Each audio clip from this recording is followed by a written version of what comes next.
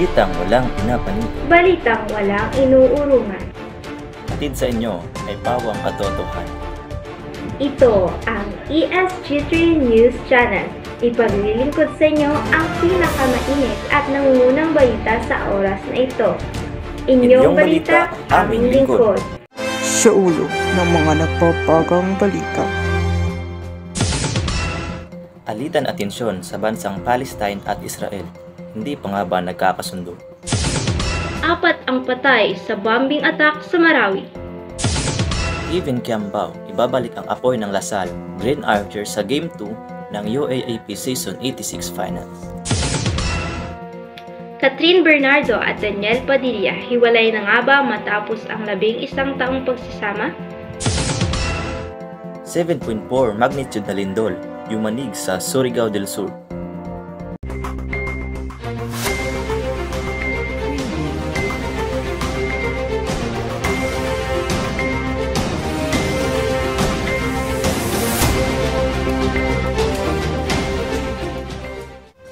Magandang umaga, Nems.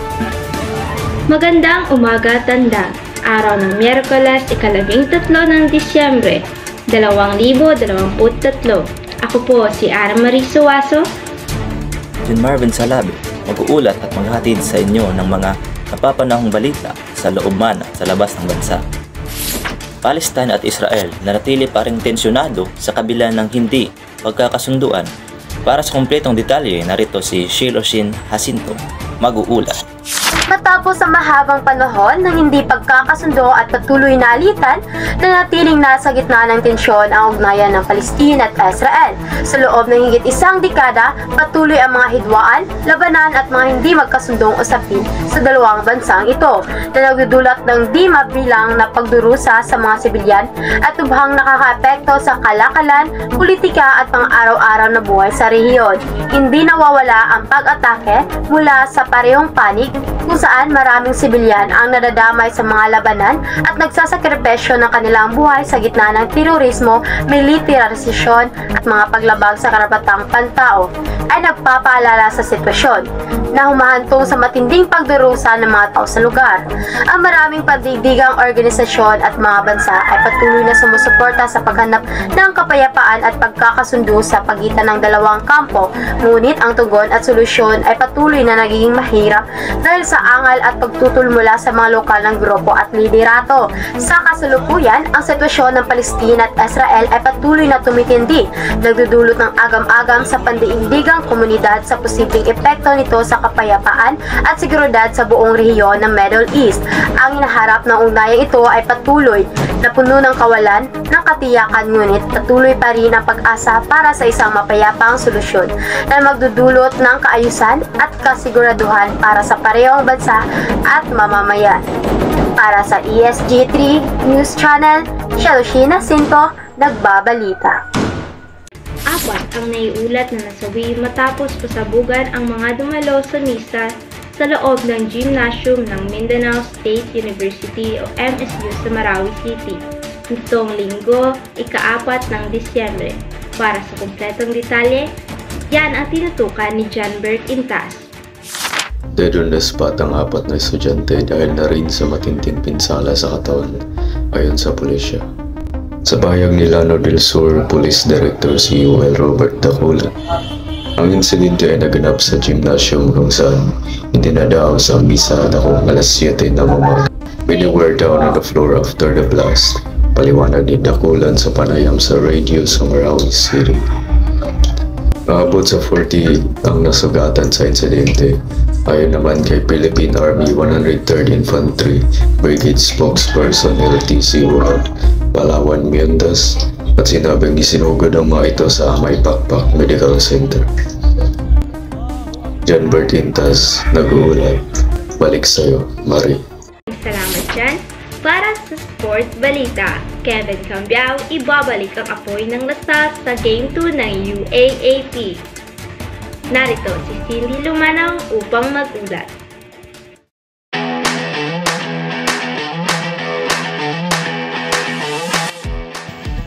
Kevin Cambiao, ibabalik ang apoy ng Lasal sa Game 2 ng UAAP. Nangako si Kevin Kiambao na ibabalik nito ang apoy ng Lasal Green Archers sa Game 2 ng UAAP Season 86 Finals. Ayon kay Kiambao, asahan ng mga fans na ibang-iba ang ipapakita niya sa Game 2 kumpara sa Game 1, kung saan tinambakan sila ng UP Fighting Maroons sa score na 77 kumpara sa puntos nilang 67. Umamin ng Lasal yan na nadismaya rin siya sa kanyang performance sa Game 1. Sinabi ng player na nagulat siya sa ipinakita ng kanilang kalaban, lalo na sa kanyang National University High School teammate na si Ryland Torres. Anya, hindi rin siya makapag-adjust kaagad at kailangan na nitong mag-move on sa laro. Cindy Lumanaw, nag-uulat. Para sa Showbiz Balita, Catherine Bernardo at Daniel Padilla hiwalay na nga ba matapos ang 11 taong pagsasama? Ang balitang ito ay hatid sa inyo ni Angeline Sampiano.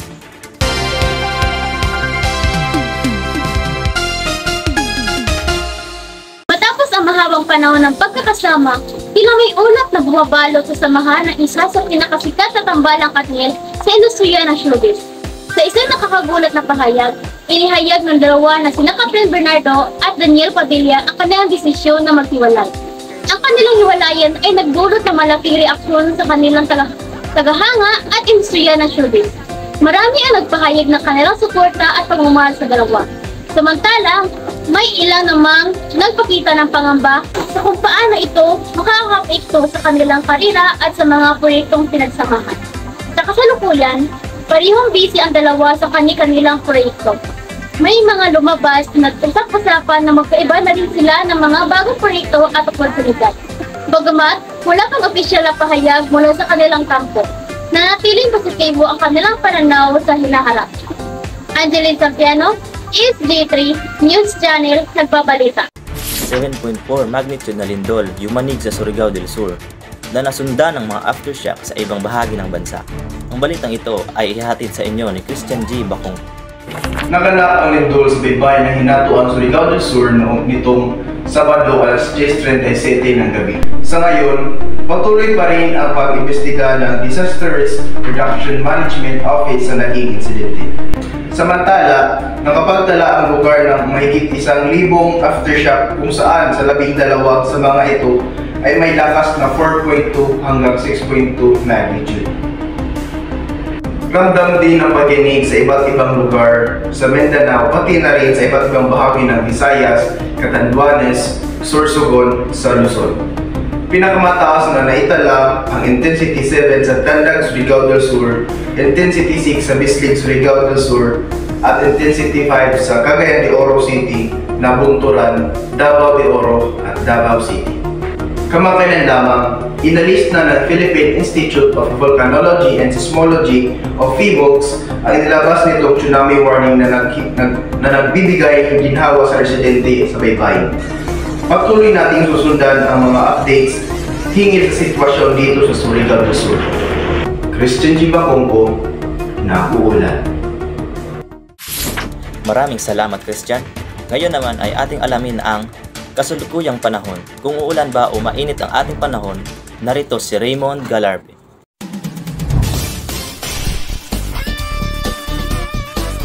Smart Sound.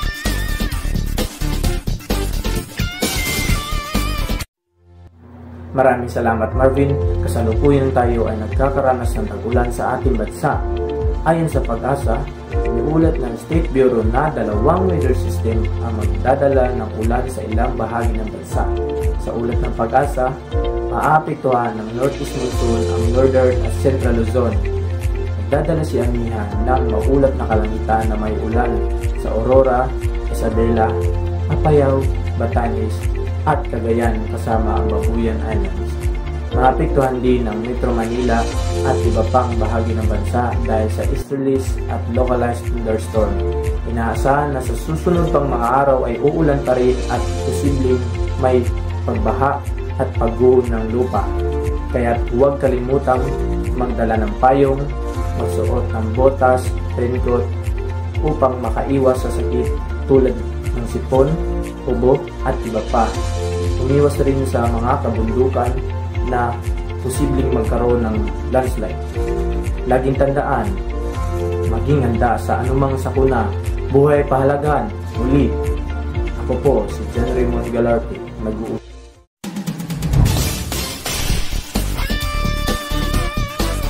Smart Sound. Maraming salamat Raymond sa iyong paalala. At dito nagtatapos ang ating balita para sa araw na ito. Mula sa programang Di Lamang Balitang Sariwa, kundi mga balitang tumatak din sa inyong puso at diwa.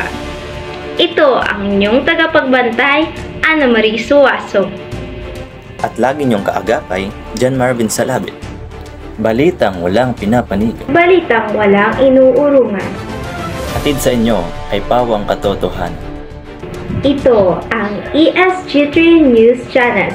Ipaglilingkod sa inyo ang pinakamainit at nangungunang balita sa oras na ito. Inyong balita, aming lingkod.